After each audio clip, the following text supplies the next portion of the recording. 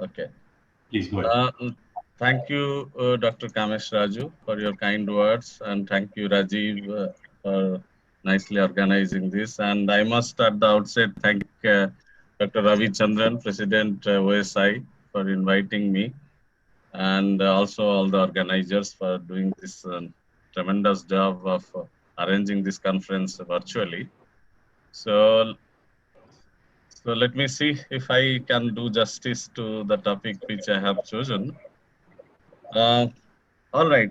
You must be wondering, I'm a geochemist, what I'm doing with tectonics. So I will justify that, and I'll take you through my experience because in this country nowadays, very few people are any longer interested in going to the ocean bottom and doing research and trying to understand the very base on which everything else is actually built up. So from my experience or what I'm learning now actually, so I'd like to share, and hopefully that will encourage some people to take up this challenging work which Dr. Kamesh Raju has already done, and his students are still doing it. So yes, so I'll start like this. So this is a picture from Google Earth. You can see of the Indian Ocean. It is unlike any other ocean, even though it is the third largest ocean in the world, but it is more complex than any other ocean basins. And there is a lot of information to be unraveled and still needs attention of researchers. Okay, just I'll take you through a little bit of how a geochemist should view tectonics and what we can learn from it. So as you all know about the Earth's interior, of course, geophysics tells us about the structure of the Earth. And so we have a thin crust and then a mantle, solid plastic mantle, and a liquid outer core and a solid inner core. So most of the things that we know about the interior actually is primarily through geophysical methods. Geophysics has told us how things look like inside. So it is mostly the physical properties that we know. What about chemical properties? So for that, we have to rely primarily on the volcanoes because they carry material from deep inside. So volcanoes basically serve as windows to Earth's mantle. So if you can study these volcanoes or volcanic material through time, you can understand how the interior has, particularly the solid plastic silicate mantle has evolved through time. So that has been my focus of my work for a long time. And how that is linked to tectonics is what I want to show you. So over the years, for last 40 years, people have been studying all volcanic materials, particularly in ocean basins. You study the mid-oceanic ridge basalts and you study ocean island basalts because they tap the mantle and the oceanic crust is very thin. So therefore, very little modification undergoes geochemically per se. So therefore, if you study these rocks, you would have a fair good idea about the source rocks.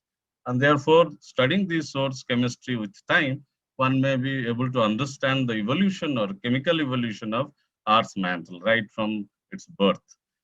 So over the years, people have used many different techniques. The most powerful ones are the radiogenic isotope techniques, where radiogenic isotope ratios like strontium 87 to 86, or lead isotope ratios, or neodymium isotope ratios of these rocks can tell you a lot about the source as well as the processes that undergoes during the melting as well as its passes to the crust.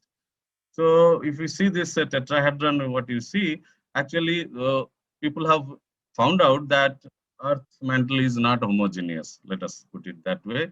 Whether it is geophysically, if you look at it, whether it is upper mantle or lower mantle or asthenospheric mantle or even much deeper mantle, they are chemically heterogeneous. So if you study the MURPs, let me yeah. So if you study the MARB, so you'll see that MARB or mid-oceanic ridge basalts, which are actually, they represent most of the ocean crust. So they represent a type of mantle which are highly depleted in large iron lithophile elements. This is what we know. If in the periodic table, if you look at the first group, second group elements, these are the elements plus certain rare earths. they fall into this. So whenever melting takes place in the part of the mantle, these elements, because of their large size and higher charge, they get removed into the melt. So this part of the mantle in last 4 billion years or so has become depleted in all these elements. So isotopically, because of this depletion that the parents are gone, so the ratios are quite low of strontium, quite high for neodymium and like that. Whereas ocean island basals, which supposed to be tapping the deeper mantle, they give a very different scenario or story. They tell a very different story because their isotopic compositions are very diverse. If you look at this, there are composition, these are basically hotspots or the hotspots which are believed to be tapping the lower part of the mantle per se, let's say. So Hawaii, Azores, Cameroon, etc. All these have very different kind of isotopic compositions than the so-called Marv mantle. And why they are so different? Because all these years it is believed that because of the tectonics, or let's say plate tectonics, a lot of crustal stuff has gone in, and therefore it has contaminated that part of the mantle, and so therefore all these have gone into different directions, moving higher or lower in certain isotopic ratio, depending on what material they are recycling. So however, it is quite one people when tried to see what should have been the uniform composition when the mantle started from a magma ocean, they figured out probably there would have been a composition like FOJO. We call it focus zone. Some people call it C or common mantle. Some people call it prevalent mantle, like geophysicists call it PREMA. So that means there was a probably, this is a hypothesis, of course, a composition which was very uniform, and then slowly, because of various geochemical processes led by tectonics, these things have moved away from this focus zone. So in a way, we can say the present day mantle is chemically heterogeneous. So why it is so and how it is so? The modern picture of mantle is very dynamic because we know there are convection currents inside it. And of course, we know subduction takes back a lot of crustal material back into the mantle, which is very chemically different from the mantle. So the heterogeneity that we see in these mantle-derived rocks are actually introduced from the top as well as from the bottom. How? For a long period of time, this subducted material is believed to be residing or stay along core mantle boundary. Some people earlier used to call it D prime. Now it has a different name. I'll tell you what. So they also introduce heterogeneity into the mantle. So mantle is basically is a churning pot where you get material from all kinds of places, right from the top to the bottom, and it is usually or most of the time it is driven by tectonics. So I call it tectonics controls mantle chemistry. Right from the birth of the planet, because of this process in whatever way, whether there was plate tectonics or whether there was any other tectonics, because of the recycling, because of the material from inside comes up, it undergoes a lot of changes because of superficial processes. And then the changed material is put back into the mantle, and therefore the chemistry changes. So whatever element you take, its chemistry is changed in the mantle over a period of time or over the evolution of the earth. So if you want to study this in the past, we have to rely on the chemistry of the lavas or the magmas or these rocks, igneous rocks, which are derived at various tectonic centers. Let it be mid-oceanic ridges or subduction zones or even the shield hotspots volcanoes.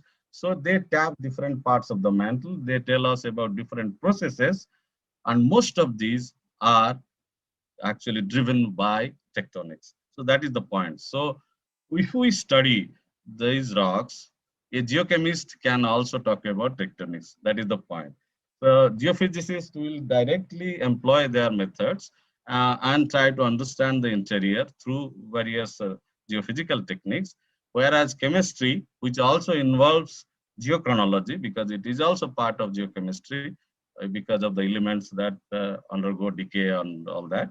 So they can tell us about the processes or the tectonic processes of the past.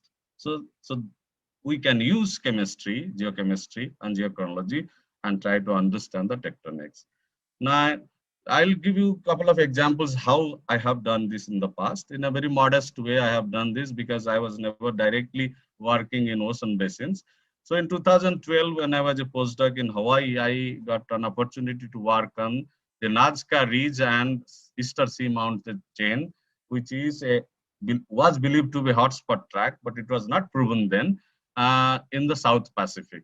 So there are chain of these volcanoes or sea mounts which were there, and we trace all these and try to establish whether they were produced by either Easter Island or we call it Salasi Gomez hotspot. So when the plate moves over a hotspot, which is capping the lower mantle or deeper part of the mantle, so you get all these volcanoes which produce a track. So that is the old theory, and whether it really worked or not, so we did that. So all these samples were traced over a period of 50 days.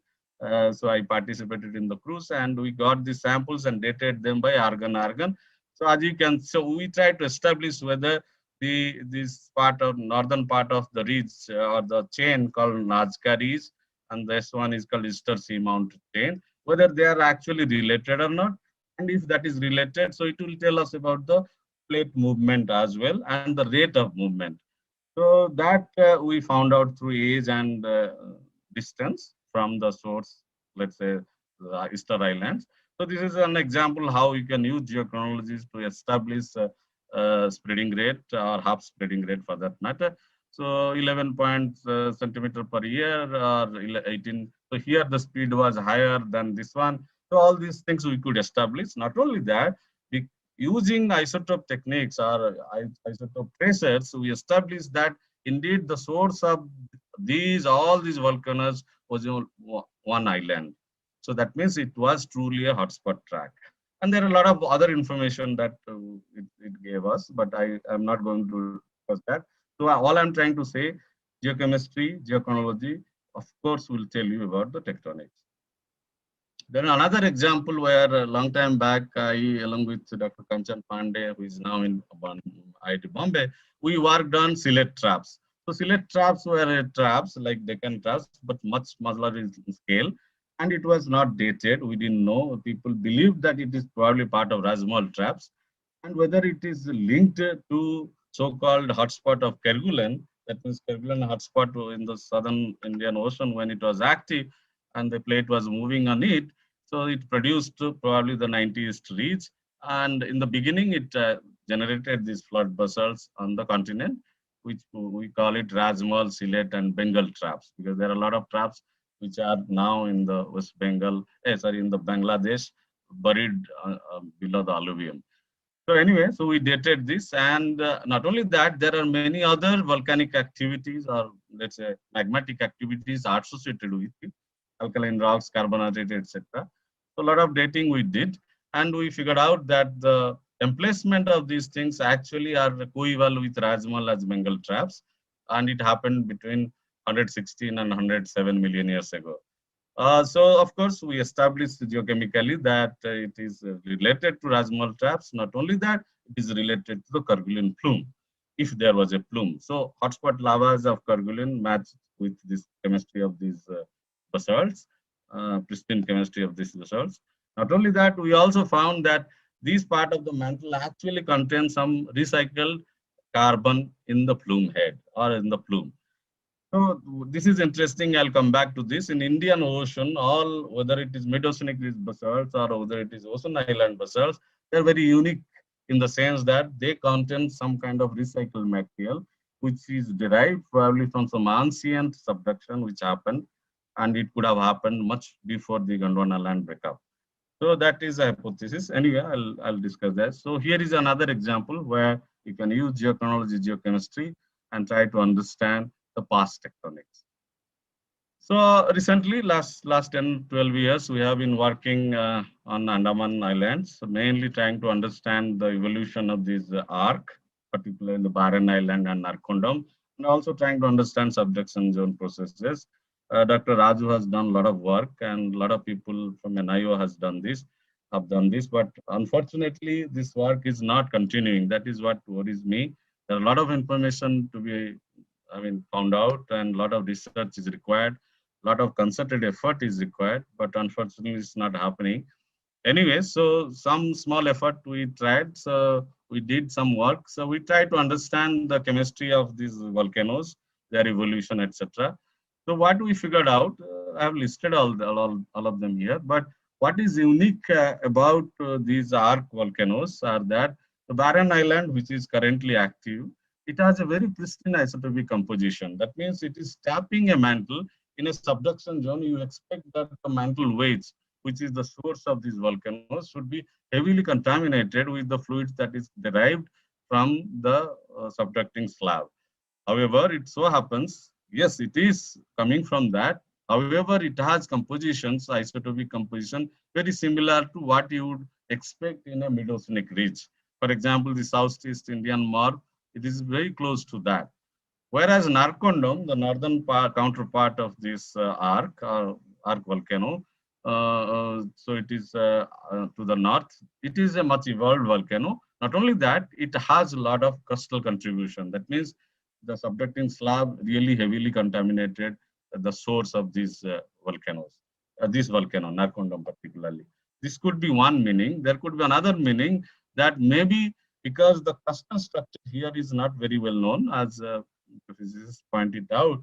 In the southern part, close to Indonesia, we know that there is a continental crust beneath this arc.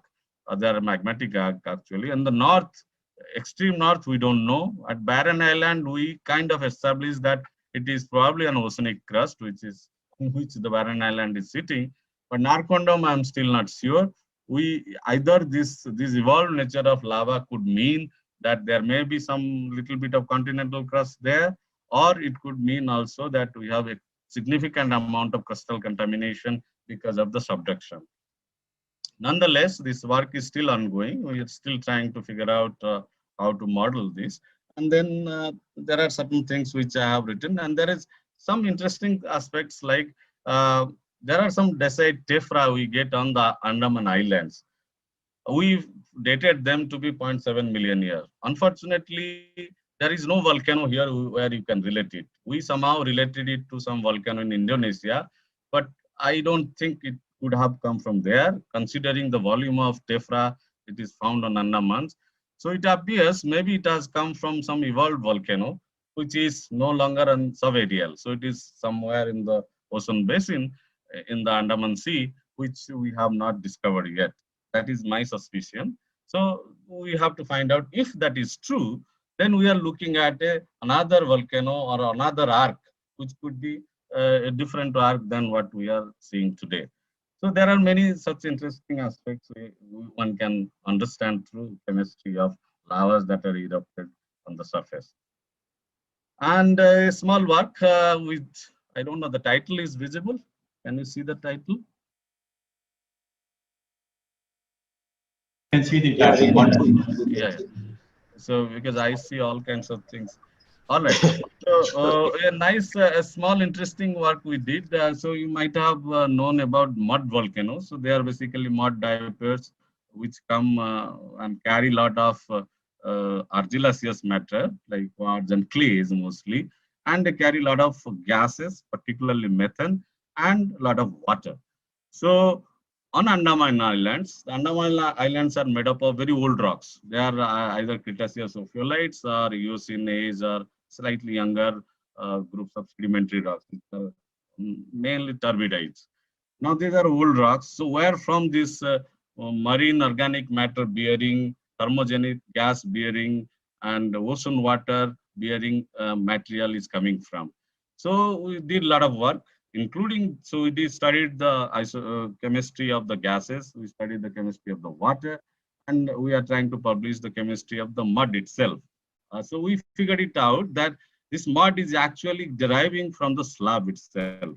So you can imagine if this is the slab which is subducting, the mud actually, or the solid mud is deriving from the slab.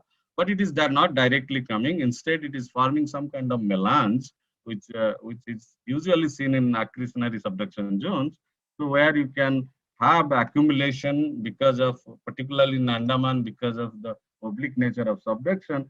So there is a lot of accumulation of these subduct sediments which are underplating below the accretionary prism, and they are the ones which are, because of this lot of structure or faults which are there, or fractures through which they are actually coming out as mud volcanoes. So therefore, they are carrying organic matter which from a deeper level and which have been thermogenically converted to methane. So this is one interest. So the main conclusions that we kind of figured out through this work, that there is actually a tectonic melange at the base of Andaman accretionary prism, and mud volcanoes originate from the decolumn uh, quite deep. And not only that, there is one interesting aspect that we kind of figured out, or we are trying to propose this, that very little recycling is taking place at the subduction and recycling of sediments, which means if you don't push a lot of sediments, the arc volcanoes which are deriving from the mantle waves may not carry much of signature, which could be true why Barren Island is still a little bit primitive. All right, so this is what I had done earlier. So I'll come back to the Indian Ocean basin. So now Indian Ocean, right from the continental margins all the way to Antarctica, or maybe Kerguelen Island. So there are a lot of things which we know already because of contribution from geophysicists and some geochemists also. So roughly we know that, so this is a picture taken through GMT work, which is done by some Lebenkova. So here it basically shows the ages of a lithosphere. So you can see the youngest are the Meadowsonic ridges, the oldest were close to the continental margin. So this ocean basin basically opened after the demise of Tethys. That's what people say. So it opened during the separation of a breakup of Pangaea, or we call it Gondwana land on the southern hemisphere, and opened around 160 million years. And this particular part in the southern east ridge would have opened during separation of Antarctica and Australia, around 135 to 125 million years. And the western part would have opened late in Cretaceous. And the present configuration, it is believed, would have been attained around 36 million years ago. And there is a lot of asymmetry in the accretionary process of the crust. The new crust that forms our Meadowsonic ridge, Indian Ocean ridge, is not symmetrical like Atlantic or Pacific. So that means if you want to try to find, and it's also very slow spreading ridge, so it is always difficult to actually estimate the spreading rate because of the asymmetry involved. All right, so this is a little bit we know already. Did I miss something? Sorry. This picture I forgot to show. This is actually a picture where all tectonic features of the Indian Ocean is shown. And you have this Meadowsonic ridge, and plus you see there are a lot of tectonic, a lot of marginal plateau, and we call it oceanic plateaus, you can say, and a lot of iseismic uplifts are there. That means there is no seismicity, but those features are there. It's full of, Indian Ocean is full of such features. So most of these features are actually not understood yet, particularly those close to the Indian continental margin. It is not understood. So some good work has been done by NIO people, particularly Yatish. He has been trying to figure out what are the interesting aspects one can work on. So that would be geophysically done. And also there are more interesting works. I'll tell you what one can take up. So this is what it looks like, geological and tectonic features of the ocean island, Indian Ocean. So it has a complex topography. There are no deep trenches like Pacific or Atlantic. And of course, we have a lot of these features which are aseismic in nature. All right. So Yatish is an IO person who is still working on these aspects, and particularly geophysics. So he produced a beautiful review. I happened to read it. So in 2020, last year. So what he says, these are the outstanding issues he has listed it. So there are many ridges. If you see close to the continent, western margin of India, there are many ridges whose origin is not properly understood. For example, there is this Pratap Kuri Comorin ridge and the Lakshmi Basin, and there is a Gop Basin close to what you say in the Kuri Creek. So all these things, there are very interesting features. And more interesting is that ONGC has been drilling these regions and they are finding basalts. And so, which means we are not sure where is actually the continent is ending and the ocean basin is starting. Or these are some lavas which were erupted like Deccan on the continents. So there are a lot of interesting stuff. So origin of these regions are still not understood properly. And so he leads that location of continent ocean boundary needs to be understood. Yes, because where the continental crust is ending, where the oceanic crust is beginning, that is will be of utmost importance, considering that India has moved a long distance from southern hemisphere. Similarly, a lot of dating is required. Timing and formation of all these basins are not known. For example, this separation of India and Sri Lanka because of there was probably a oceanic ridge or something in the Mannar Basin. So that is still not really understood. So I don't know who will do that unless we do it. And so there are many other things he lists. So I would advise you people to read that. It's a beautifully written article. So if you look at the chemistry, so now I come to what I can contribute or we can contribute. I'll get you through what we already know. So people have been studying all ocean basalts, whether it is mid-oceanic ridge basalts or ocean island basalts of Indian Ocean. What do you find here that when you study this Indian Ocean MARB, which is mid-oceanic ridge basalt, which are basically tapping the upper part of the mantle or asthenospheric mantle, they have similar isotopic composition than like that of Atlantic, Marb, or Pacific in general. However, there are a lot of these ones, particularly in the northern part, like Central Indian Ridge or even Carlsberg Ridge, they show values which can only be observed if you get a contamination in the mantle. Now, the question is, this is supposed to be a depleted mantle which is tapped by mid-oceanic ridges. Then how is that this mantle is already contaminated? So there are a lot of theories. You can see some sedimentary rocks are also, ocean sediments are plotted here. So the theory is that, hypothesis is that probably even before the Indian Ocean opened, the mantle which existed here, it was already contaminated by some kind of subduction. Of course, subduction was happening all the time, but these have not homogenized yet. That's why you are able to see this contaminated upper mantle having some kind of recycled crustal signature.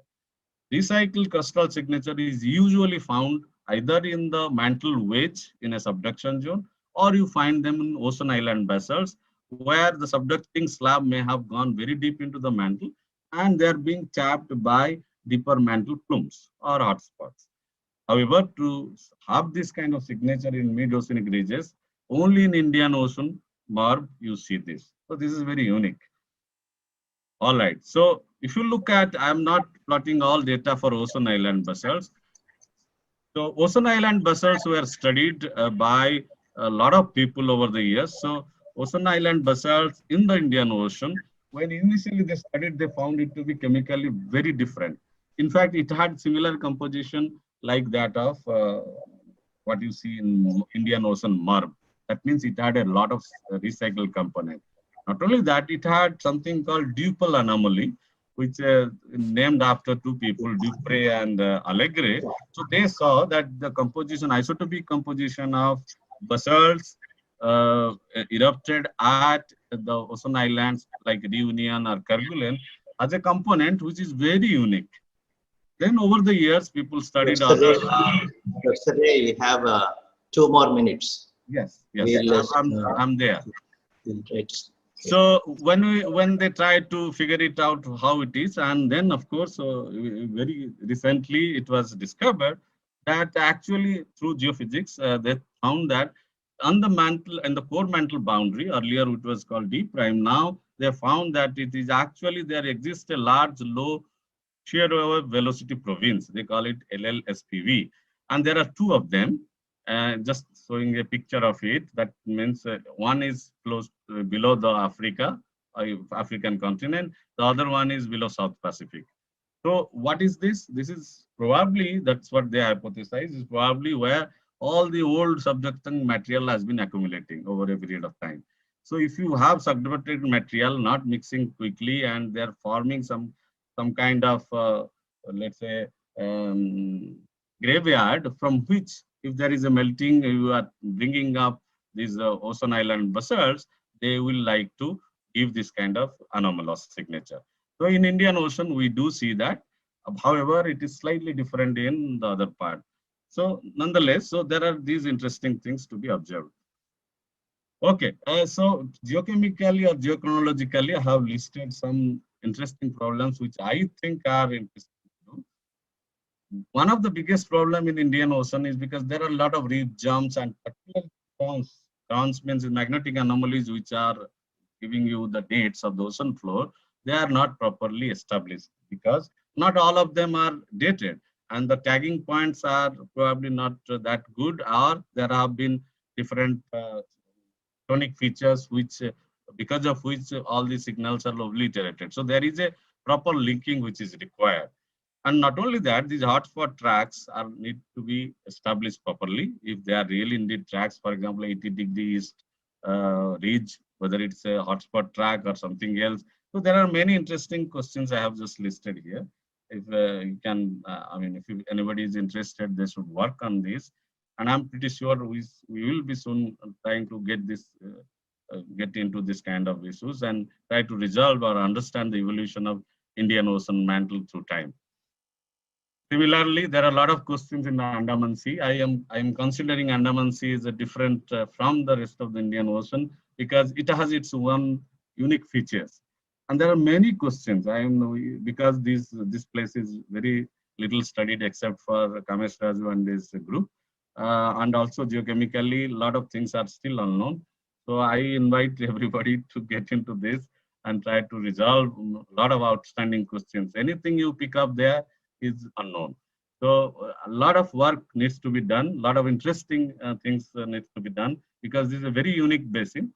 So I have listed a few of them and that which I think are interesting.